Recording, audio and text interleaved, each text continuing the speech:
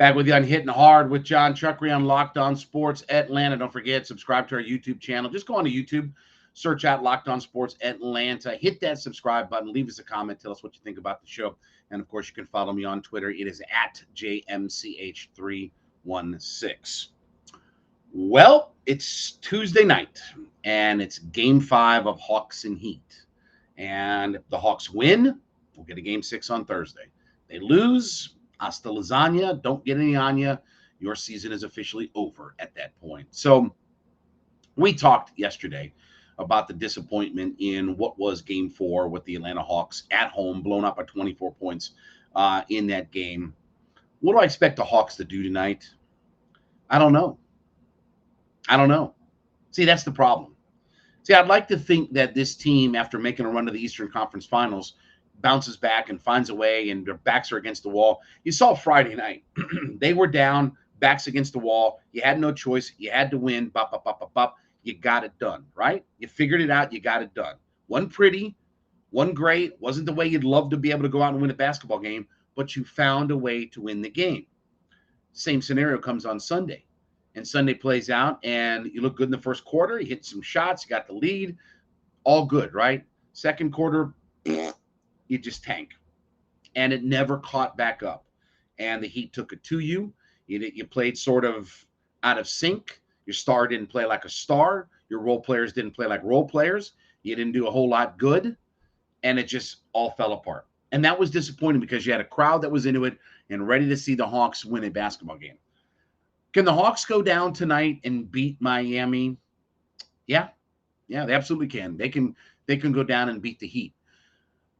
I do think that early on in this game, you are going to see the Heat really get after the Atlanta Hawks. I mean, from a physical standpoint, they've shown that they can get physical and get after the Hawks. They're going to try to beat them up early. They're going to try to hit some big shots early. They're going to try to force some turnovers early and really get the Hawks out of sync and out of their game early on, to the point of hoping that, okay, maybe there's a little bit of a repeat performance from what happened on Sunday, that we can take them out of this thing and it just gets away from them. And the Hawks start to look at the reality of, wow, our season is about to be over for all of it. I hope that's not the case. I don't want to think that the Hawks go down there and get run out of their arena. And we talk about, well, we're on to the off season and all that kind of stuff. That's the frustrating part about all this for me, is we don't know what team we're going to get. And we've been going over this and over this. The team that when Phoenix, Memphis, and Golden State came to State Farm Arena, you beat them, you handled them. But the team that lost twice to Detroit, blew a lead against the Houston Rockets on your home floor, that's also the Hawks this year. And that's the story of the year, and that will be the story of the game tonight. I want to believe that Trae Young is going to go down to Miami and he's going to put up 40 tonight and they're going to win. I don't know. He sounded awful dejected after the game the other night, where he's like, well, they've got 5 guys are coming at us with, okay, well, what's changed about, what's different from Game 4 and Game 1 and 2 and 3? It's all the same thing. The Miami Heat haven't changed their stripes, and they haven't changed who they are, and they haven't come out as they disguised you, right? It's not like like in the movie Rocky, when he comes out, fighting right-handed. He's a natural southpaw. So, Creed's anticipating that, and he comes out fighting right-handed to confuse him. I mean, the Heat haven't done that. And the Heat aren't out personnelling the Hawks. Like, look up and down the Heat roster and say, okay, here's my fantasy basketball roster. It's not Golden State where they had KD and Steph and Clay and Draymond, and okay, we got all these guys that you just don't have enough stars to match up with us. It's not what's happening in this series. The Heat are better coached. They play their game. They don't change their identity. And they have their guys that they count on, and their guys that they count on deliver night in and night out. Jimmy Butler's a leader of men. He's a difference maker. He's a guy that everywhere he goes, that franchise is instantly better for it.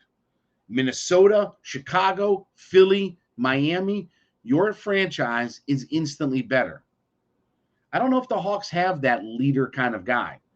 And you say, well, Trae Young and this and the other. Okay. Is he really a leader? Does everybody kind of like listen and rally around what he says, or do they, get in the flow of when he's going good, it gives opportunity to other guys. So I don't know what to expect out of the Hawks tonight. I really don't. I'd love to sit here and tell you, oh, Hawks going to win and blah, blah, blah, blah, and we'll be back Thursday with a game 6. I can tell you this, the Hawks aren't winning this series. The Hawks are not going to. There is nothing about the Hawks so far in the series that tells me that they're ready to win 3 straight games, because that's what you need now at this point, is you have to win 3 straight times. Miami, Atlanta, Miami. I haven't seen anything that tells me that they're ready to just close out the Miami Heat and win 3 straight times without another loss mixed in for all of it. I hope the Hawks win tonight. I want to see the Hawks win tonight. They're going to have to get it going early. Trae Young's going to have to get involved early. He's going to have to get to the basket early. He's going to have to create some chaos for the Miami Heat defense. They're going to have to pick him up high. I mean, they're going to have to set some picks up high for him and try to rub him off, Clint Capella, and try to free him up and loosen him up and give him some advantages. You're going to have to move the ball around the perimeter. You're going to have to get guys to hit open shots. And you're going to have to get your role players to step up their game. See, all that sounds great and easy, doesn't it? Oh, yeah, it's this and that and this and that. 9 different things that have to happen. Can the Hawks do it? I don't know. I have a bad feeling that the Hawks are going down there tonight and they're going to lose, because Eric Spoelstra's message is going to be very, very simple to the Miami Heat. We are not going back to Atlanta. We are not packing up, catching a plane, flying back up there in a couple of days turnaround time, going on the road to have to go play the Hawks. We're going to close this thing out tonight. We're going to sleep in our own bed, and we're going to be done and over with this series. And now we're going to focus on whatever comes next for us. And that's going to be Spoelstra's message.